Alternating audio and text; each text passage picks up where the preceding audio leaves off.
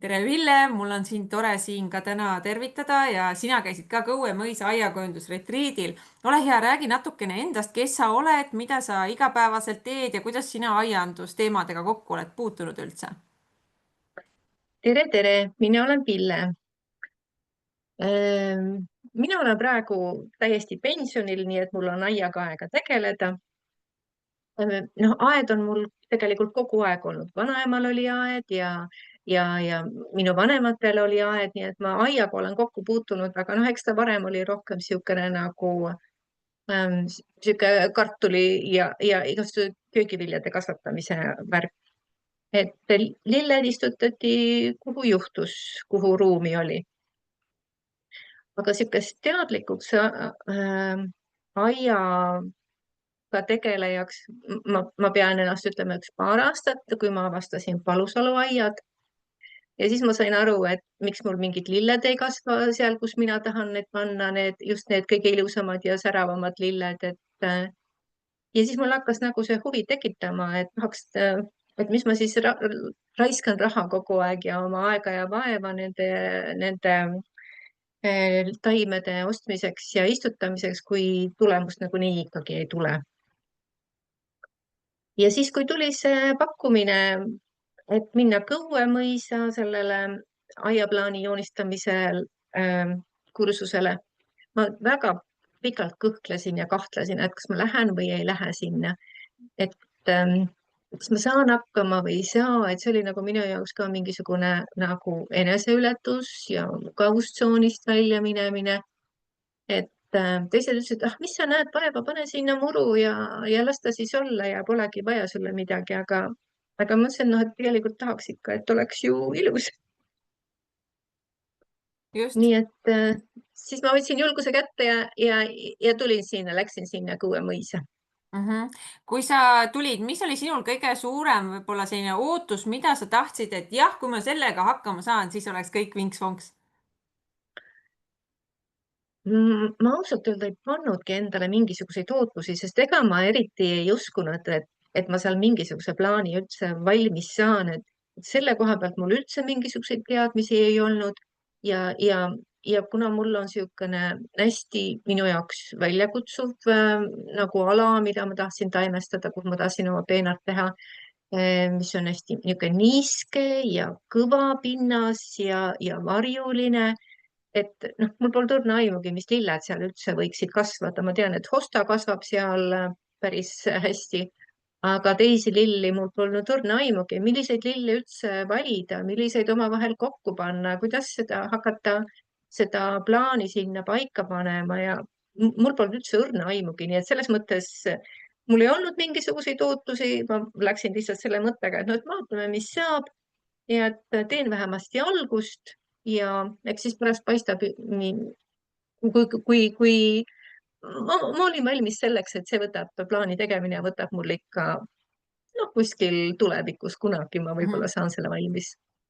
Mhm. Mis oli sinu jaoks võib-olla või tegelikult ütle seda ka, et kus kohas sul see asukoht asub, milline sul see keeruline tingimus on, see aia tingimus?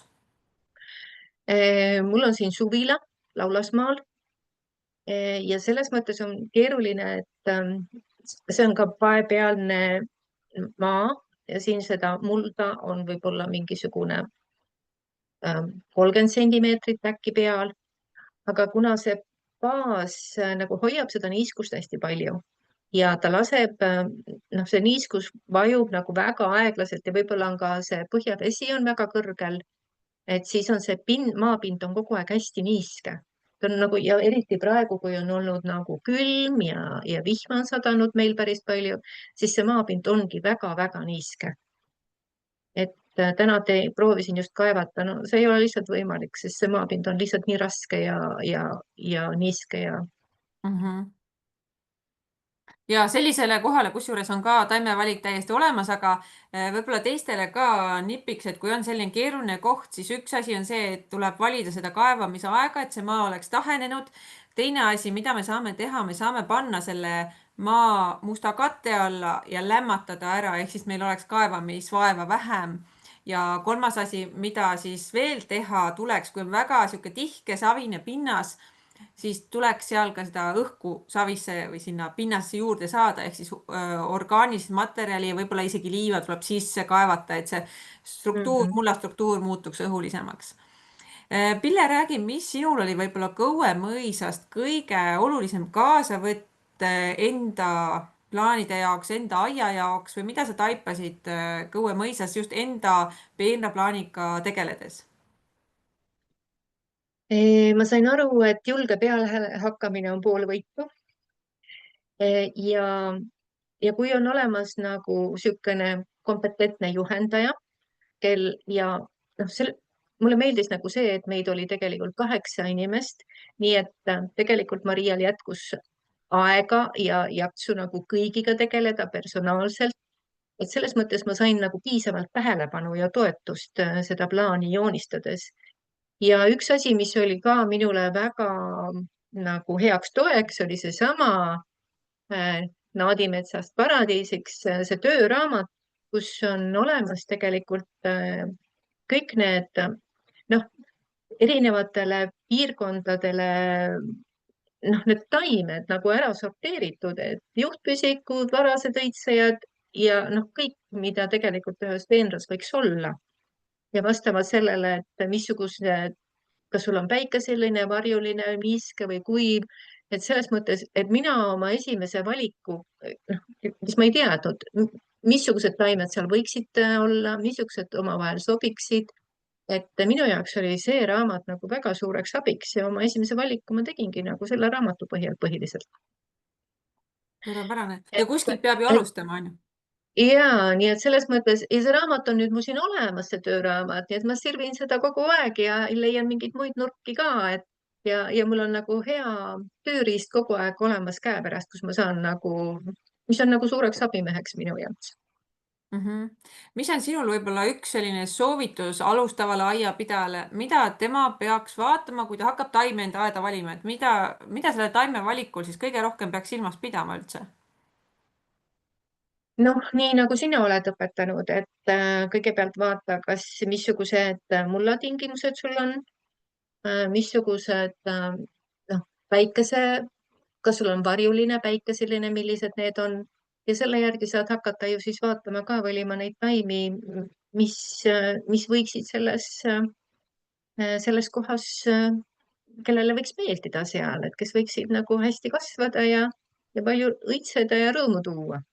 Mhm. Kas sa lõpuks leidsid siis enda plaanile ka mõne taime, mis võiks hästi sobida nii sinu soovidega kui ka sinu selle pinnase tingimusega? Ja ma leidsin tegelikult terve suure hunnikuna, tegelikult, mis on nagu minu jaoks oli ka väga suur üllatus, et tegelikult selle 2 päevaga, mis oli väga selles mõttes intensiivne, et me kogu aeg tegutsesime. Me ei olnud, ühtegi hetke ei olnud nagu sellist, et me oleksime seal niisama vaadanud ringi ja ma sain selle plaani endal tegelikult valmis ja ma sain need taimed sinna valitud Maria abiga ja nii et tegelikult ega rohkem ei olegi, kui tuleks nüüd see peenar valmis kaevata ja see plaan loodusesse kanda, et tegelikult nagu põhitöö tegelikult sai selle 2 päevaga valmis, nii et mul ei olnud muidugi mitusada ruutmeetrit seda peenart, et mul oli tegelikult suhteliselt väiksem peenar, aga, aga ma arvan, et see ongi hea alustada sellest väiksemast esialgu. Absoluutselt, ja sellega sa õpid ka ju järjest uusi võtteid, uusi taimi tundma ja vaatama ka, et kuidas see sul siis õnnestus, mida järgmine kord teisiti teha, eks ole. Mhm. Kellele sina soovitaksid sellist aiakujundusretriiti, kui sul oleks võimalus kellelegi seda edasi soovitada? No minu arust võiksid sellisele retriidile kõik minna, kes ei ole ise nagu täiesti veendunud ja kindlad, et nad sellega aiaplaani joonistamisega, peenraplaani joonistamisega ise valmis saavad, nii et minu arust see oli väga tore koht.